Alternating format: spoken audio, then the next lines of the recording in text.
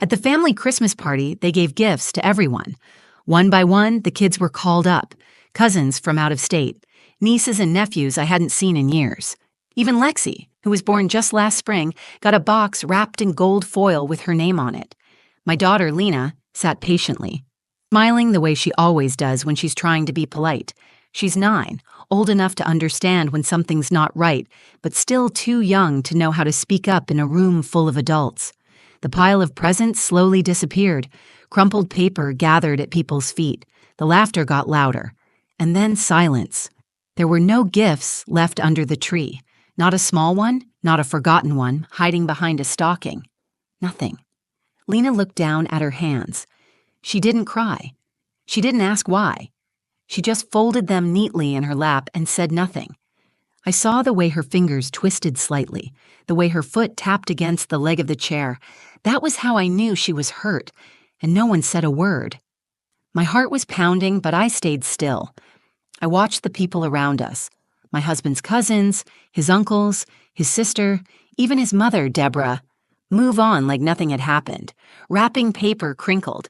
Someone turned the music back up. Lena had spent 3 nights drawing a card for Deborah. She used gold glitter for the edges and wrote, "Merry Christmas, Grandma," in her best handwriting. I remembered her asking if she should give it to her before or after she opened her gift. She never got the chance to decide. I leaned forward to say something, to call it out, to demand an explanation. But before I could speak, Eli stood up. My husband doesn't make scenes.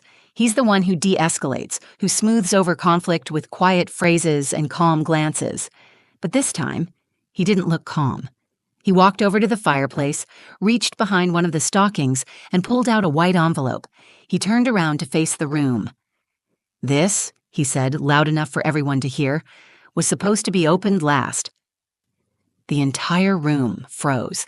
Conversation stopped mid-sentence. Deborah narrowed her eyes. Lena looked up from her lap.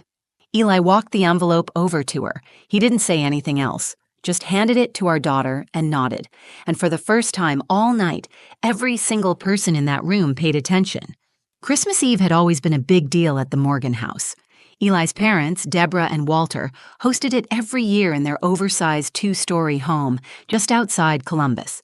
The kind of place with a 7-foot artificial tree in the front window, garland on the staircase, and a buffet table lined with store-bought platters from the same upscale market they always bragged about. Everything looked perfect, but it always felt cold. This was my 11th year spending the holidays with them. I knew the rhythm by now, who brought which casserole, which cousin would arrive late, and how Deborah would give me that once over as soon as I walked through the door. Her comments were never direct, but always sharp. "You wore flats again this year?" she asked, smiling as she kissed my cheek. "Comfort first, I suppose." I smiled back and didn't flinch. I had stopped reacting a long time ago. Eli squeezed my hand as we stepped inside, our daughter Lena holding tightly onto mine. She wore a red velvet dress with a white bow clipped into her curls. She had insisted on bringing the Christmas card she made for Deborah. She drew a fireplace, a tree, and Deborah holding a tray of cookies with "To Grandma, Love Lena" written in gold marker. Eli's sister, Melissa, was already there with her kids, plus a dozen cousins and extended relatives I saw once a year, but never really got to know. They all greeted each other like one big, happy family. I stood at the edges, helping Lena out of her coat and hanging it next to the others. There's a strange kind of loneliness that comes from being surrounded by people who treat you like a guest in a life you married into. I knew most of their names. I remembered birthdays and sent thank you cards, but I was never one of them. Not really. Eli felt it too, I think, but he never said it out loud. He loved his family. He didn't want to pick sides. I never asked him to. Lena tugged at my sleeve and whispered, "Can I give Grandma my card now?" Her eyes were bright and her cheeks were already flushed from the cold. "Maybe wait until after presents," I told her. "She might be busy right now." We moved to the living room. The tree was lit, the fireplace was on, and the floor beneath the tree was packed with gifts. Boxes in every shape and size, all carefully wrapped with matching ribbons. Deborah always insisted on color-coded wrapping paper to keep everything organized. Walter handed out drinks while Melissa's husband passed around appetizers. Christmas music played softly in the background. On the surface, it looked like a picture-perfect holiday. Lena settled onto the rug with the other kids, talking quietly with her cousins. She had her card in her lap, folded neatly, ready to go. I stayed behind her, sitting on the couch between Eli and an empty space no one filled. The smell of cinnamon and pine hung in the air. Laughter bubbled up across the room. Small talk echoed off the walls. And yet I felt something off, like a ripple beneath the surface. It was subtle, but I noticed. Deborah hadn't said a single word to Lena. No compliment on her dress, no hug, just a quick glance and a distracted, "Oh, hi, sweetie," before she turned to fix the bows on the presents. I watched Lena's face. She noticed it too. She didn't say anything, but I saw her smile falter for a second before she turned her attention to her cousin Abby. The tension in my chest started to build, quietly, the way it always did when we visited. I told myself to stay calm, to let it play out. Maybe I was reading too much into it. Then Deborah stood near the fireplace and clapped her hands. "Let's do presents before dessert, kids first." Eli leaned back beside me, rubbing his hands together. I tried to match his energy. Lena looked up and straightened her dress. "Let's see," Deborah said, picking up a gold gift from the pile. "This one's for Connor." The first name, then another. One by one, children's names filled the room, laughter, ripping paper, thank yous tossed toward adults. The stack of gifts began to shrink. Lena leaned forward a little, still holding her card, still smiling. I held my breath and watched. This was the part where the night began to change. The gift exchange had always followed the same order, kids first, then adults. Deborah stood near the tree, lifting each carefully wrapped box, reading the tag out loud and calling the child's name like she was announcing winners at a school raffle. She beamed at the reactions, clapped her hands when a gift got a big response, and chuckled when wrapping paper was shredded too fast to admire. "Connor," she called, handing a large red and green box to her oldest grandson. Then came Emma, Ava, Tyler, and Jasmine.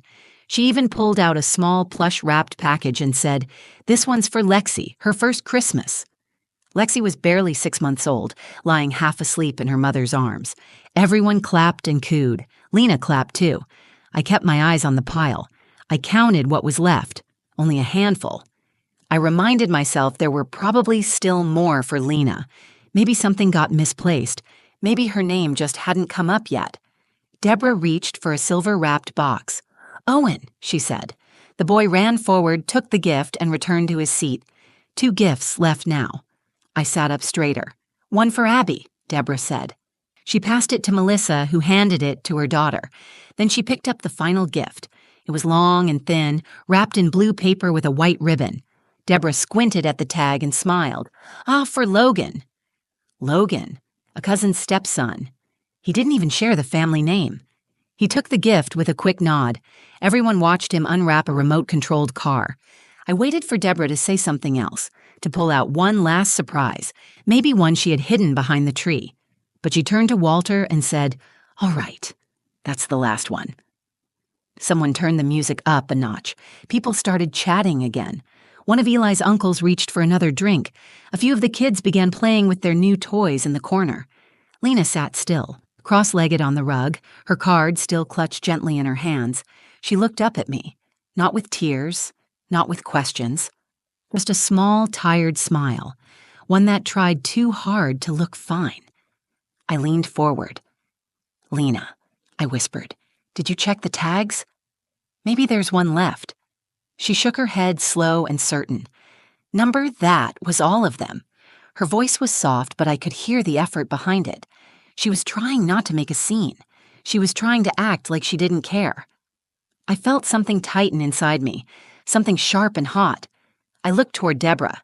She was laughing at something Melissa said, sipping from a wine glass, already moving on. She had looked Lena in the eye when she called every other child's name. She had seen her sitting there, and she had chosen not to say anything. This wasn't a mistake. Lena unfolded the card in her lap and looked down at it. Her fingers traced the edge of the paper. She didn't ask what happened. She didn't ask where her gift was. She just sat there, pretending like it didn't matter.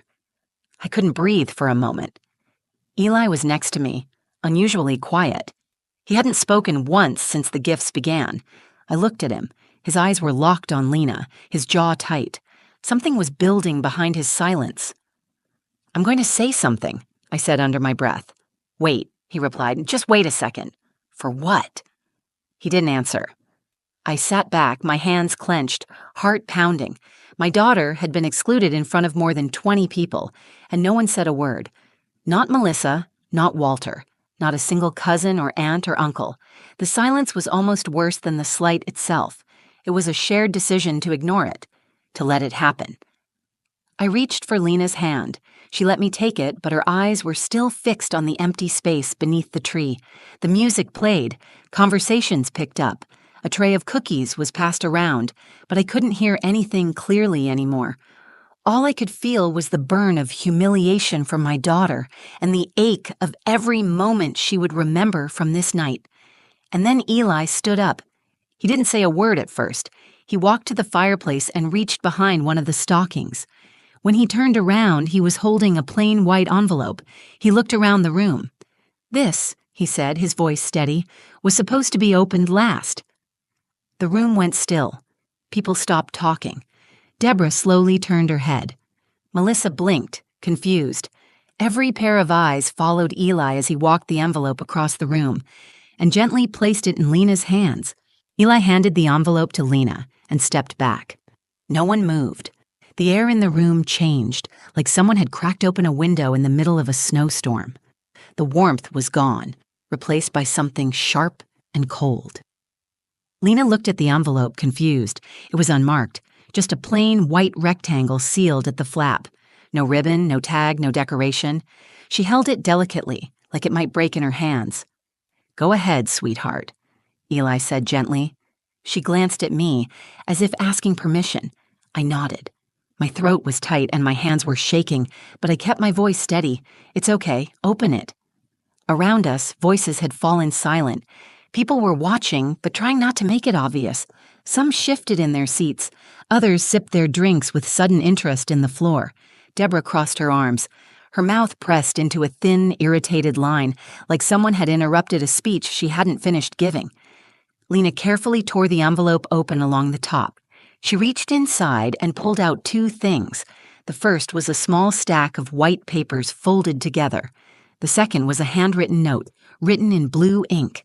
She opened the note first and read quietly, her lips moving as her eyes followed the words. When she finished, she looked up at her dad with wide eyes. "What does it say?" I asked her. She looked back down and read it aloud, her voice barely more than a whisper. "To my daughter, Lena, for the girl who brings light wherever she goes. Let's chase the northern lights this year. Iceland awaits. Love, Dad." A hush fell over the room, thicker than before. Even the music in the background felt like it had faded out. Lena looked at the folded papers again and opened them. Inside were two printed tickets, one adult, one child, departing from Chicago to Reykjavik, round trip, first class. I looked at Eli, stunned. "You planned this?" I asked, my voice low. He nodded, not taking his eyes off Lena. "Weeks ago. I booked it the same night she told me she wanted to see the stars somewhere that didn't have streetlights." I remembered the conversation. It had happened while Lena was sitting in the back seat, staring out the car window. She had asked why stars looked different in some places. Eli had told her about places where the sky stretched forever, where the air was clean and the world felt quiet. She had asked if we could go. He had said someday. He made it now. Lena stood up, still holding the envelope and the tickets. Her voice was small but clear. "We're really going?" Eli bent down to her level. "We are. You and me, northern lights, hot cocoa, snowmobiles, all of it." She threw her arms around him and hugged him tight. Her red bow pressed into his shoulder. She buried her face in his neck. For the first time all evening, she wasn't pretending to be okay. She didn't have to. I felt tears well up, but I didn't wipe them away. I wanted her to see it. I wanted her to know that this moment meant something bigger than a plane ticket. It was a correction, a declaration. She had been made invisible, and now her father was making sure she was seen in the most undeniable way. Across the room, Deborah's expression tightened. She picked up a discarded piece of wrapping paper and smoothed it flat against her knee, like it mattered. Walter cleared his throat but said nothing. Someone murmured, "Wow," behind us. Eli stood up and put his arm around me. "She needed something that wouldn't be forgotten," he said, so I made sure it wouldn't be. Melissa walked over, smiling nervously. That's incredible, Eli. Iceland? He nodded. It's her dream. I figured Christmas was the right time to give her something unforgettable. Deborah didn't say a word. She stood slowly, smoothed the front of her sweater, and walked toward the kitchen. I watched her go. For the first time in 11 years, I didn't care what she thought. She had made her choice. So had we. Lena looked up at me, beaming. Mom, are you coming too? Not this time, baby, I said. This is just for you and Daddy. She hugged me next, tightly, and I held her like she might disappear if I let go too soon. This moment belonged to her. All of it. Lena stayed close to Eli the rest of the evening. She held the envelope tightly in one hand and the card she had made for Deborah in the other. She didn't bring it up again. She didn't ask why she hadn't gotten a gift like the others. She didn't look for one. It was as if the weight of being forgotten had been lifted the moment she felt chosen. That feeling radiated from her. The other kids noticed. Abby came over and asked about the trip.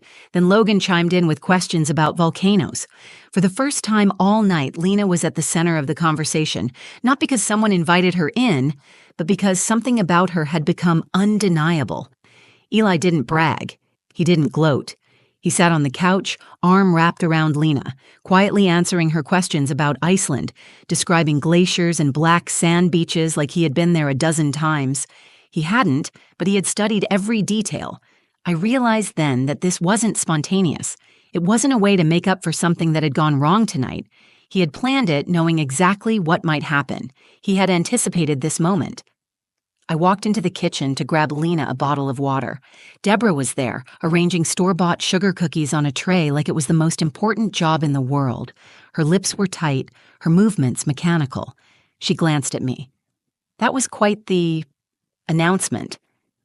I didn't respond right away. I opened the fridge, pulled out the water, and shut the door. The silence between us grew tense. She turned back to the tray. You know, it would have been nice to know about that ahead of time, so we could avoid this kind of scene. This kind of scene? I asked, keeping my voice calm. Deborah placed a cookie with more force than necessary.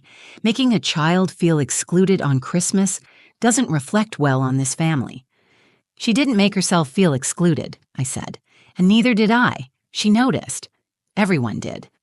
Deborah looked at me for a second, then turned back to her tray. It wasn't intentional. We had so many to keep track of this year. Melissa's kids, the cousins from Chicago. Things slip through the cracks. She's not a slip.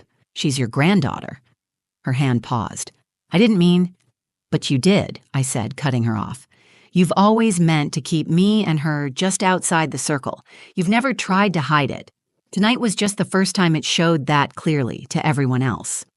She opened her mouth, then closed it again. I waited for an apology that didn't come. I walked out and left her in the kitchen with her perfect tray of cookies. Back in the living room, Lena had moved to sit in front of the fireplace again. The other kids were showing off their toys, and she was describing a video she saw once about the blue ice caves in Iceland. Her eyes sparkled. Her voice had energy again. I sat beside Eli and leaned against him. You knew this might happen, I said quietly. He nodded. I saw the list Deborah made last week. Lena wasn't on it. I asked her about it. She said it was just a draft, but I knew. You didn't tell me. I wanted to, but I also wanted to give Lena something no one else could take away, something private, something just for her. I looked at him. You gave her so much more than a trip. He glanced at Lena, then back at me. She'll never forget tonight, but now she'll remember how it ended. As the night wore down and families started packing up, people came over to say goodbye. Some of them congratulated Lena on her trip. A few complimented Eli for the idea. Deborah stayed in the kitchen, pretending not to notice the shift in the room. Lena came up to me as I was gathering our coats. She held up her card. Should I still give this to Grandma? I looked at it. The gold glitter had smudged at the corners, but the drawing was still bright and hopeful. You can, I said. But you don't have to. She stared at the card for a moment. Then she folded it once, carefully, and tucked it into her backpack. I want to keep it, she said.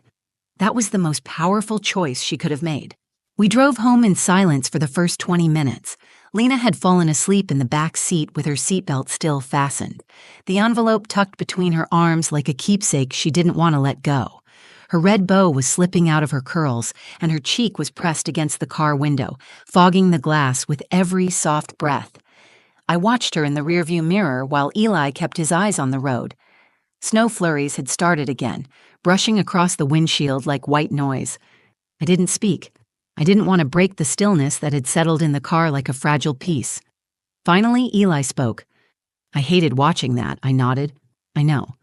I should have done more earlier. I saw it coming. I thought maybe Deborah would surprise me this year. She didn't. No, he said. She didn't. I looked at him.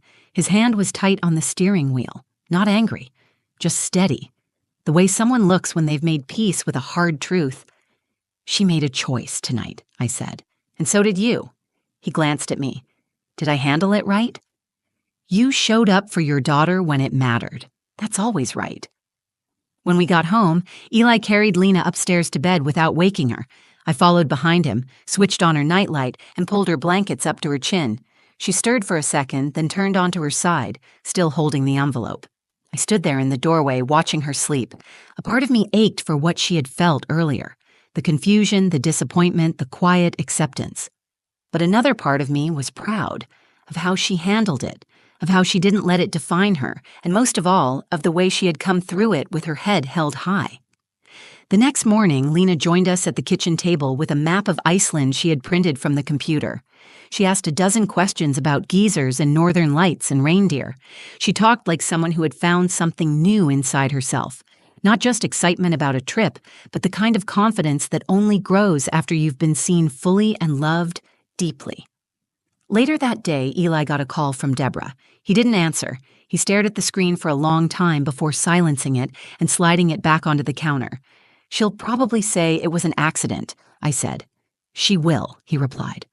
But it wasn't.